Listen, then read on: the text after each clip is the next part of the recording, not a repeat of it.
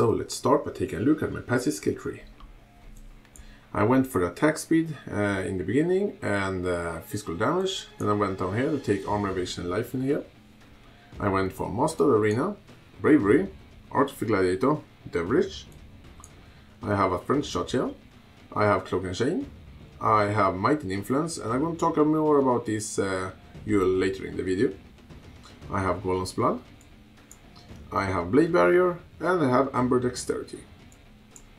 I have Iron Reflexes, which convert all of my evasion to armor instead. And I have Vitality Void. And this note here, this Life and Mana Leech note here, are the only Mana Leech I need in the entire skill tree. I don't need more than this to sustain my attacks.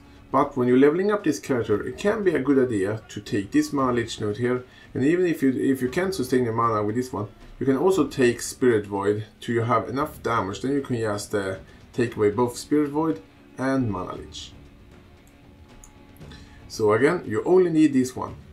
And if you want even more Leech, you can take Life Leech, and you can even take Valpack, but keep in mind, if you take Valpack, you have no life regeneration.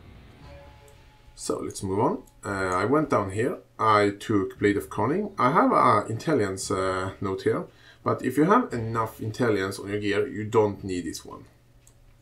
I have Bloodless, and I have Unwavering Stance, so I can't get stunned. I went this way here, I took Golem's Blood, and I have some life and armor here. I'm going to take this one and this one later. I have Heart of the Warrior, Born to Fight, Strong Aim, Barbarism. Then I went this way here, I have one Endurance Charge here. I have a Yulesog here, which have additional block chance when I dual wielding, increased damage, increased physical damage with dual wielding, attack speed.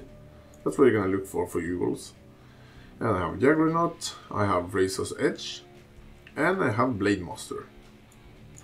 And finally I went up here to take Resolute Technique, so I can't crit enemies, but they can't evade my attack, so I don't need any accuracy in this build.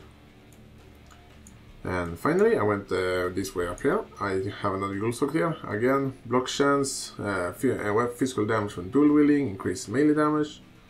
I have Durality for some extra damage. I have Berserking, and I have the whole big life wheel here, and I have Path of the Warrior. So that's pretty much my passive skill tree. So let's take a look at my Ascendancy skill tree. I started by taking Outmatch and Outlast, then I went for Gorgeous Violence, Blood in the Eye, and Painforge. If you want some more protection, you can drop Blood in the Eye and this note here, instead take on-handed attack speed, one-handed speed and block chance, and take Versatile Combatant, so you can block spells. That's up to you if you want to take Versatile Combatant, which are more defensive, or you want more damage by taking Blood in the Eye. And that's pretty much my passive skill tree. If you have any questions about my skill tree, feel free to ask in the comments. So let's take a look at my items. I'll start by talking about my weapons. I'm using these two swords here. And for your swords, you want as good attack speed and physical damage as you can get. That's the most important thing for your swords. For your helmet, you want a helmet which have good life and good resistance and good armor, as high life as you can get. For your rings and amulets, you want life and resistance, and if you can, try to get some damage on them as well, like flat physical damage. For your body armor, you want as good armor as you can get and as good life as you get, and maybe some resistance you need. The best armor for this build would be to use a Belly of the Beast, particularly a 6-link one, but that's a quite expensive armor, but if you can get the armor like that, you will get absurd amount of life. But again, if you can't afford that, try to get an armor which have as good life and resistance as you can. For your gloves, you want life and resistance, and if you can, some damage as well. For your belt, you want life and resistance. And if you can, try to get a rustic stash which gives you some damage as well. For your boots, you want a pair of boots which have good life, good resistance and good armor. And if you can, some movement speed. My particular boots doesn't have it, but movement speed are less important in this build because you move around by using whirling blades, and as you can see, you are quite fast with whirling blades. So you don't really need movement speed on your boots, but you can have it. For your flask, I'm using Exile Promise, which are a very inexpensive flask, easy to get. I'm using 2 Eternal Flask, 1 with remove bleeding on, and 1 with just to give me some armor. This is an optional flask. This is actually a Taste of Hate. You don't have to have a Taste of Hate, and a Taste of Hate is quite expensive. It's a very good flask, but it is really expensive. And you can just use another Life Flask, or maybe a Lion's Raw Flask instead. And I'm using 1 Basalt Flask for some extra protection against physical damage. And that's pretty much my gear. If you have any questions about my gear, feel free to ask me in the comments. So let's take a look at my skill gems and support gems. I can start by talking about my main damage setup, which is Dual Strike. And it is supported by faster attacks, maim, multi-strike, melee physical damage, and ruthlessness. If you only have a 5-linked armor, you can take away either faster attacks or ruthlessness. This build can use cleave as well, and if you're using cleave, you should use a Yule. You can see it on screen right now, which it's called Overwhelming Odds, which greatly increases the range of your cleave. When you're using Dual Strike, you need a Yule called Mighty Influence, and I can show it here in the skill tree, and it needs to be socketed in this specific location. I have an entire video discussion on how Mighty Influence work, and I'm going to link that in the description if you're not sure how this type of Yules works, and I'll explain it that. So let's continue.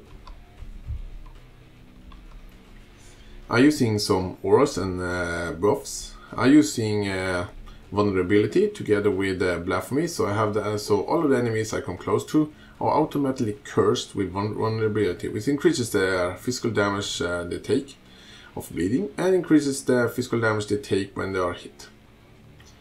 I also have Hatred for some extra damage. I'm using Blood Rage for some extra damage against, and even better chance to getting French shorters. And also sometimes using Hell of Ash. So when I'm using Hell of Ash, I just take away vulnerability and activate my Hell of Ash instead. I'm using 2 movement skill setup. The first one are Volume Blades and the other one are Leaf Slam. And they are both supported by faster attacks and Blood Magic, so I can use them without using any mana.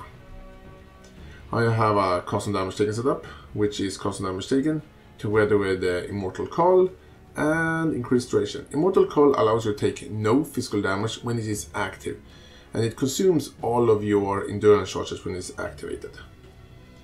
I'm using 2 trigger gems or block gems, whatever they're called.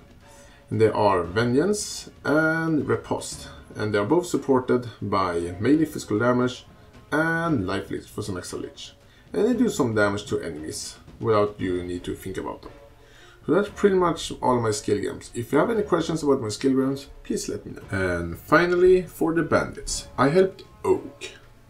And I'm now going to show this character in action. Thank you all for watching, and tell me in a comment what you think about my build.